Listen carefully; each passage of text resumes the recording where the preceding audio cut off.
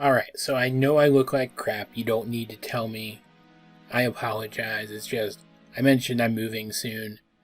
Turns out, I might be moving sooner than I expected, so I've been a little busy lately trying to prepare for that in case the deal on the new house closes sooner than expected, which is not only why I haven't gotten a lot of videos out this week, but it's also why I kind of look like shit.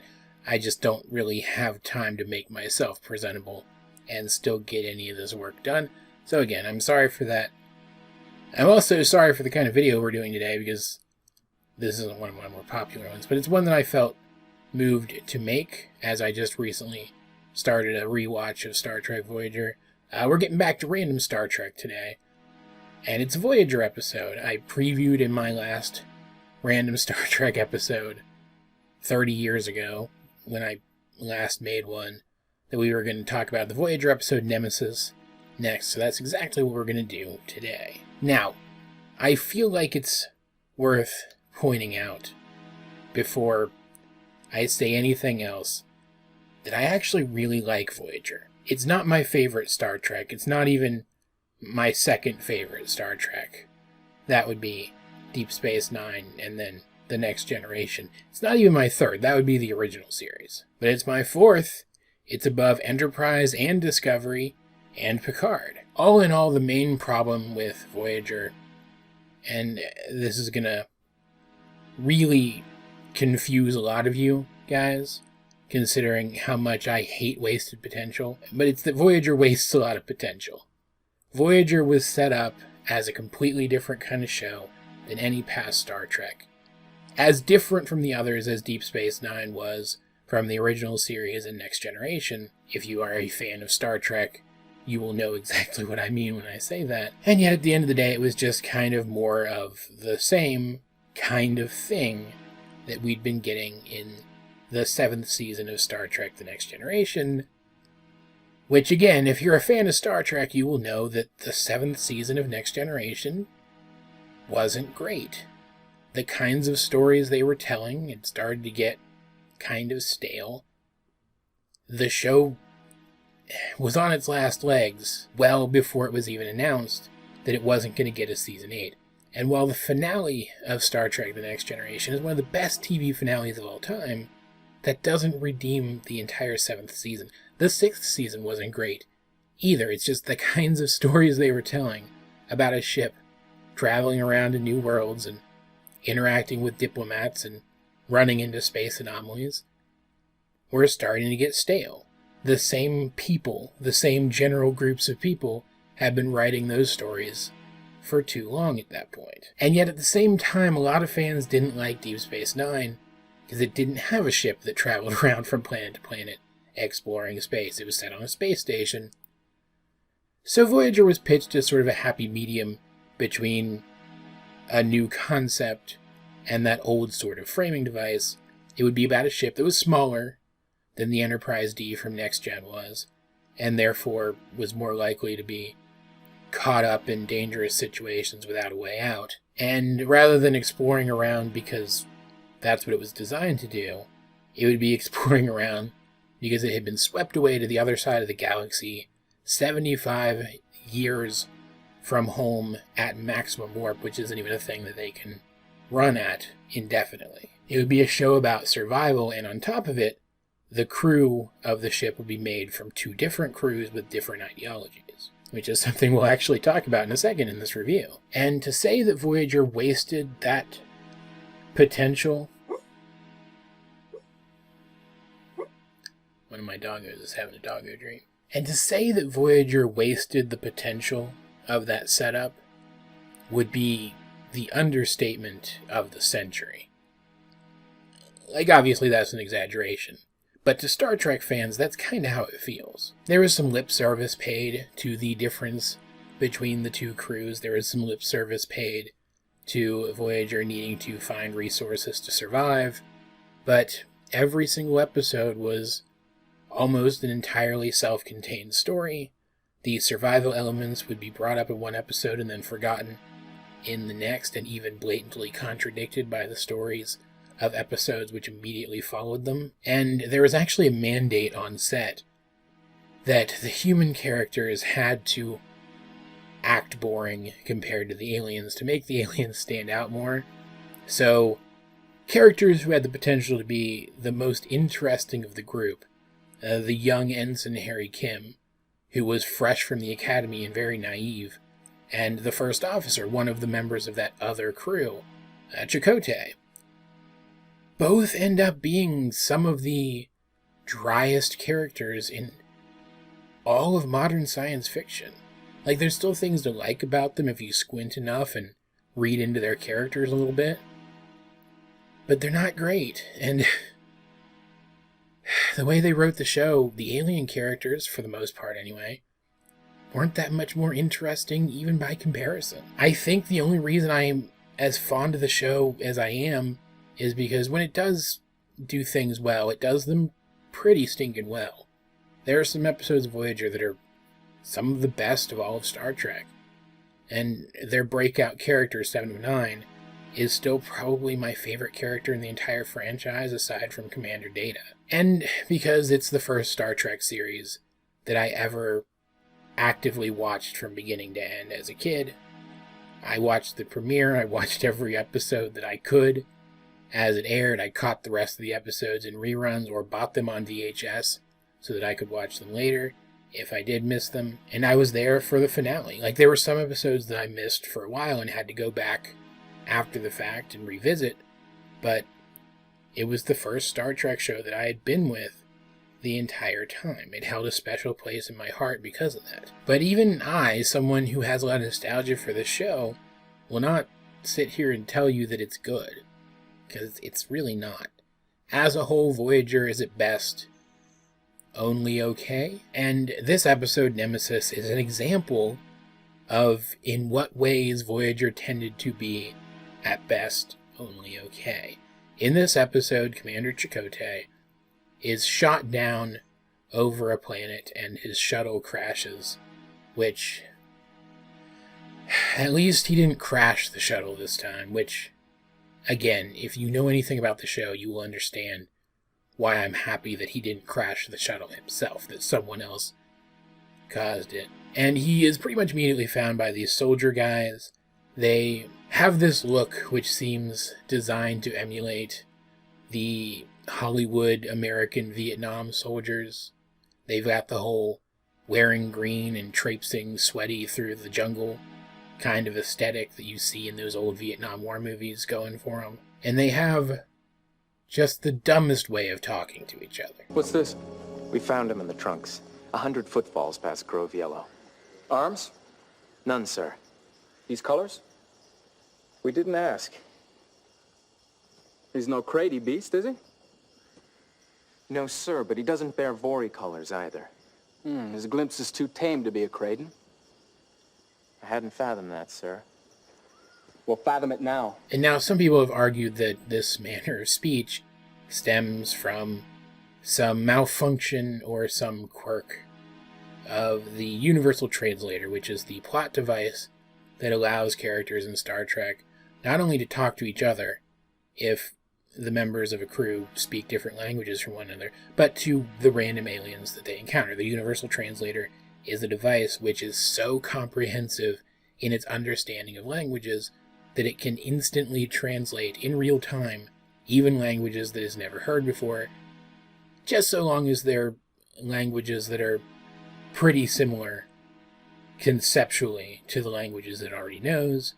And since most of the aliens in Star Trek are humanoid, they tend to have languages that are pretty similar to at least some of the many thousands of humanoid languages already in the system. So there are some defenders of this episode who say that these guys, their language must just be quirky in such a way that the Universal Translator throws out rough synonyms for some of the words that they actually mean. Except that in some of the cases, they're not rough synonyms. They're the kinds of words that a hack writer who doesn't believe in going past the first draft of a script might think are synonyms.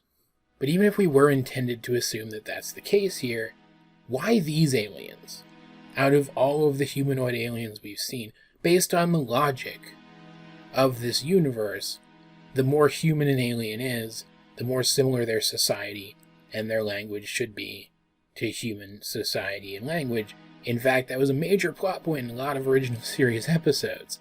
Very human aliens tend to develop parallel civilizations to humans.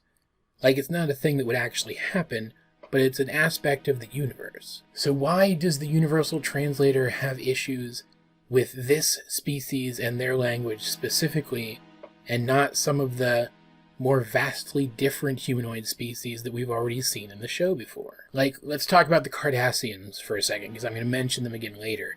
The Cardassians are one of the villain species of Star Trek Deep Space Nine, and also kind of this show too in a roundabout way, I guess. And while they look humanoid, and while they can mate with other humanoid species, they're basically snake people. And yet the Universal Translator has no problem translating their language. And it can't be that the Universal Translator is damaged in some way, because Chakotay never calls out how strange this is. They just use wrong words. It comes off as a writer trying to make these people seem more unique and interesting than they actually are, utilizing a method they didn't actually think all the way through, and it just takes me out of the episode every single time one of these guys says anything, really. Because even if they don't use one of their wrong words, I'm reminded that any second they might. But anyway, Chakotay spends some time with these guys. He bonds with them a little bit.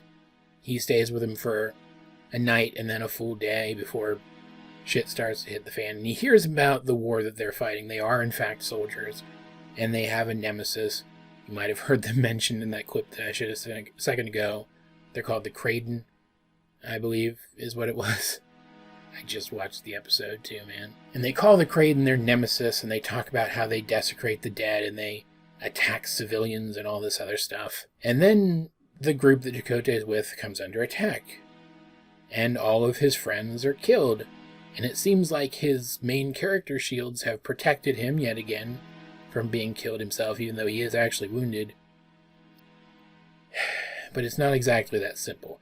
He manages to stumble, injured, into a nearby settlement, where he is taken in by the people. They mistake him for one of their glory defenders, the soldiers that we met earlier. But even after he explains who he is, they still take him in, and now he has an opportunity to bond with these people, in particularly this absolutely adorable little girl. And he hears stories from them about how impoverished they are because of the terrible things that the Nemesis does. He hears them tell stories about all of their fathers and brothers who have gone off to the war and how many of them have died, and it's all very touching and very gripping. And even though Chakotay does still want to get back to Voyager, he's not going to let himself get embroiled in this fight.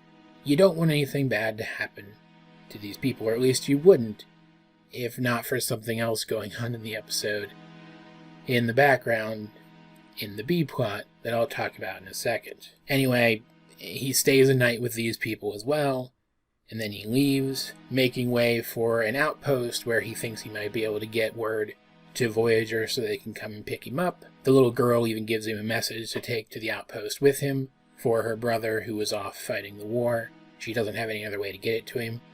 Though, considering that the message is apparently just this solar-powered desktop calculator, I imagine that the actual contents of the message is probably just boobs spelled out in numbers, because I don't know what else she could possibly fit on that little screen. But as he's on his way, some planes swoop overhead and he hears turmoil behind him, and he goes back to the village, and the Nemesis is there, brutalizing the people, rounding them up, doing them harm. And we finally get a look at these things, and they're just the Predator. Like, I'm honestly surprised Voyager, the show, didn't get sued for this episode, because they're just the Predator, man. They look exactly like the friggin' Predator. But they're super ugly, and they say terrible things, and they threaten to hurt the girl and her grandfather.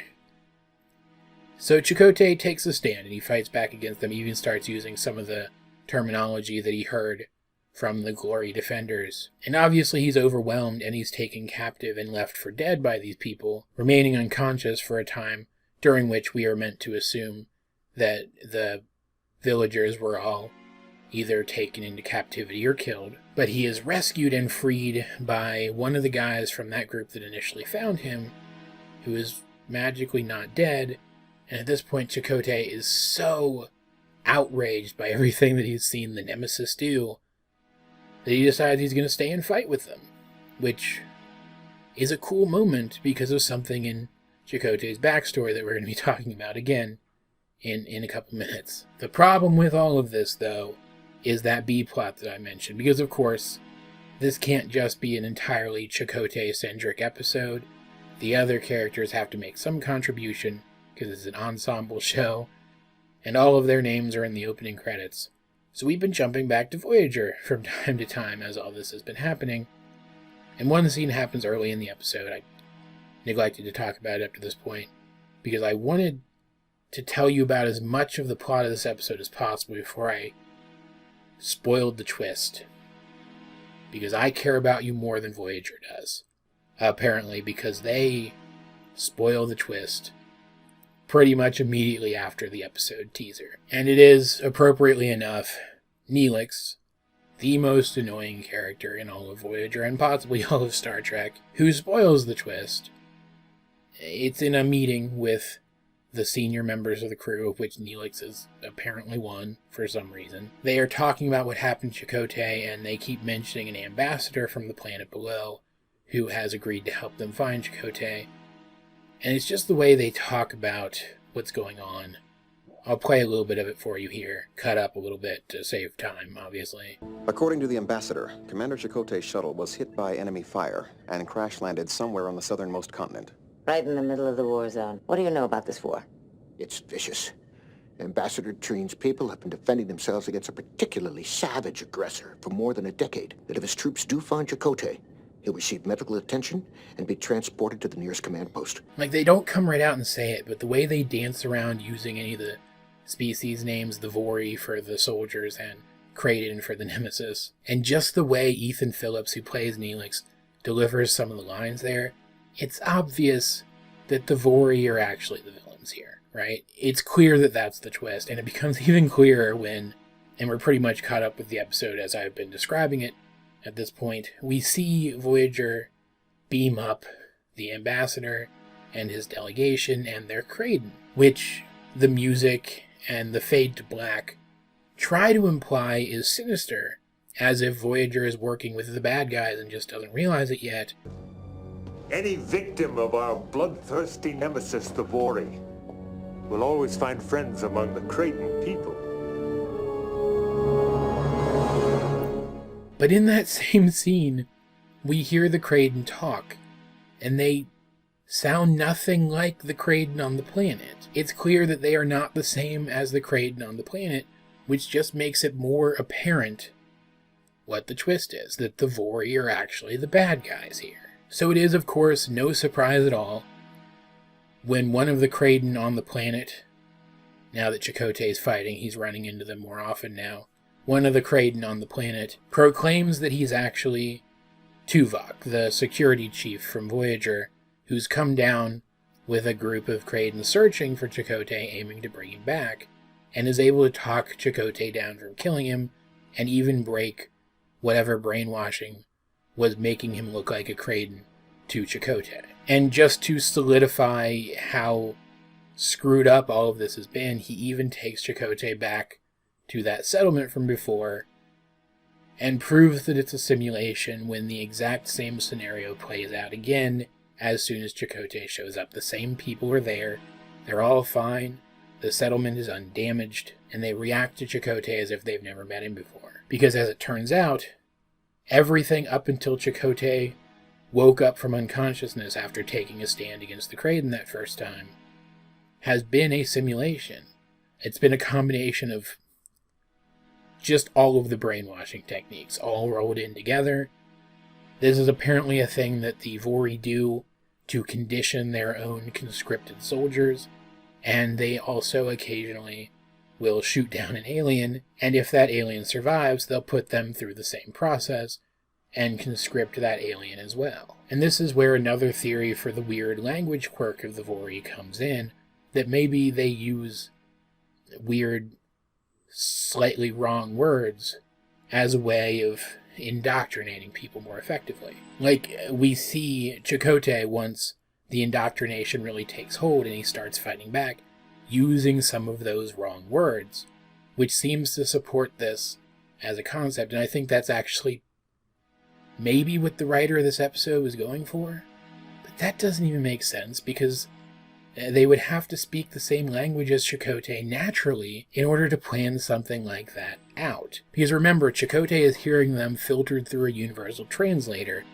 and they can't trick the universal translator. In order to make this work in a situation like that, they would have to know how to trick the universal translator. So again, it still doesn't make sense, and takes me right out of the freaking episode. We also, to a lesser degree, see some of the real Kraden using that same quirky language, which also detracts from the idea that this is some tactic that the Vori use to indoctrinate people, and supports the idea that it's just a quirk of the shared language of the people on this planet. But anyway, Chakotay is taken up to the ship and healed by the doctor, and then the Kraden ambassador comes in to apologize for not being able to rescue him sooner, and he has to leave, and he says what is admittedly a very powerful line. I wish it were as easy to stop hating as it was to start. Because despite the fact that he knows the truth now, he still can't look at these people without hating them, because the indoctrination was just that strong. And if Voyager weren't one of those shows where the end credits severed all potential consequences of whatever story had just been told, maybe we would have seen something come of this later. Maybe Chakotay would have been put in a situation where he had to fight somebody in a jungle, and would have flashed back to this, and we would have found out he had PTSD or something. Some lasting consequence for his character, but that's just not the kind of show that Voyager is. So while it's a powerful line, it doesn't really save the episode. And it's not as if Chakotay hasn't faced something similar to this before. It's not as if he hasn't faced a situation where he was left hating a group of people. Because I mentioned earlier the Cardassians, and I mentioned that Chakotay was a member of that other crew with a different ideology that joined Voyagers. Chakotay's backstory is that he was a leader in the Maquis, a group created in Deep Space Nine for use in Voyager, who specifically were a terrorist group fighting against the Cardassians and their unjust treatment of colonists. Which is why I said earlier that it's kind of nice to see Chakotay get put in a situation where he has to pick up a weapon and act as a freedom fighter, because he is a freedom fighter at his core. That's his character's backstory, and it's one that Voyager tends to forget. Voyager, the show. All the frickin' time. And it's why the line that Tuvok used to talk him down is so funny to me. You are Commander Chakotay of the starship Voyager. You are a scientist, an explorer. You are not a killer. Yeah, except that's not true, straight up. Chakotay was in Starfleet for a while, but he left. And then he joined the Maquis, and he killed people. He gave up being a Starfleet officer to kill people, and the fact that he has been put in a situation where it is necessary for him to act as a Starfleet officer again doesn't change that. And before anybody says anything, no, we never saw his character develop to a point where that stopped being true. The show just writes it like his character developed to a point where that stopped being true. So even though it's kind of nice to see how willing Chakotay is to take up arms for this, what he sees as a just cause, even though he's an alien from another planet, considering what his character backstory is, even this isn't actually an example of them remembering who Chakotay is supposed to be. Because it turns out that he wasn't just manipulated into believing that the Kraden were bad guys so he'd fight them, he was literally reprogrammed, to the point that he even saw one of his friends as a Kraden, literally. Like, yeah, brainwashing sucks. It's awful. And I wish more shows would talk about it. But because his indoctrination and his brainwashing was so complete and so vaguely defined by the episode, it comes off as borderline magical, and I think takes a lot of the punch away from this episode. It would have been so much cooler and made for such an interesting character study if all they had done was manipulate Chakotay into believing that the Kraden were bad people, and he had made the choice to fight for himself. I also don't understand why the Vori would use aliens for this. Like, the implication is that they only get 1 or 2 at a time every so often, so it doesn't really seem like they'd be bolstering their numbers very much by doing this. And seeing as how these people who are aliens who might have entirely radically different ideologies than them, how can they possibly be sure that they'll respond to the brainwashing and not just muck everything up? It seems like a Nemesis, as vicious as the Vori, would just kill alien invaders who stumbled into the area so that they couldn't do exactly what Chakotay did and learn about this whole thing. Because, like, Starfleet's not going to get involved in the internal affairs of an alien world and stop the Vori from doing this, but another alien species might, right? I don't know, it just seems super impractical. And so while the episode at the end of the day carries with it a powerful message, that thing about how hard it is to stop hating, at the end of the day, this episode just falls flat. There are a lot of memorable episodes of Voyager where the oddities and the missteps don't bother me very much. I'm still able to watch the episodes and enjoy them, but this just isn't one of them. It had so much potential to do something interesting, specifically with Chakotay's character, which interesting and Chakotay's character don't go together very often in the first place, so that already would have been a nice change of pace. But it just squanders that potential completely, which probably doesn't even need to be said because, as I mentioned at the top of this review, that could be the tagline for Voyager as a whole. I don't know, I could definitely see there being people out there who really like this episode, and if you're one of them, I'd like to know why. Please let me know in the comment section down below. But this is one that when I go to rewatch the show, occasionally I tend to avoid it. All that said though, now that this review's over, it's time that we went and had a look at the Star Trek randomizer. Let's see which episode we're going to be looking at next. And click. Trapped by a living nightmare. My people do not know it yet, but you are their greatest hope. Sacrificed to save a dying race. Why have you done this? Forced to face the demons within. You are now purely Klingon. How do you escape? They'll get around gutting you eventually. When your worst enemy is yourself. You're what's left over when all the Klingon DNA is taken out. On the next Star Trek Voyager. Huh. Especially considering some of the stuff that I said in this review. That's going to be real interesting. So check back in 30 years from now for that review. In the meantime, this has been AJ22, and I will talk to you guys later.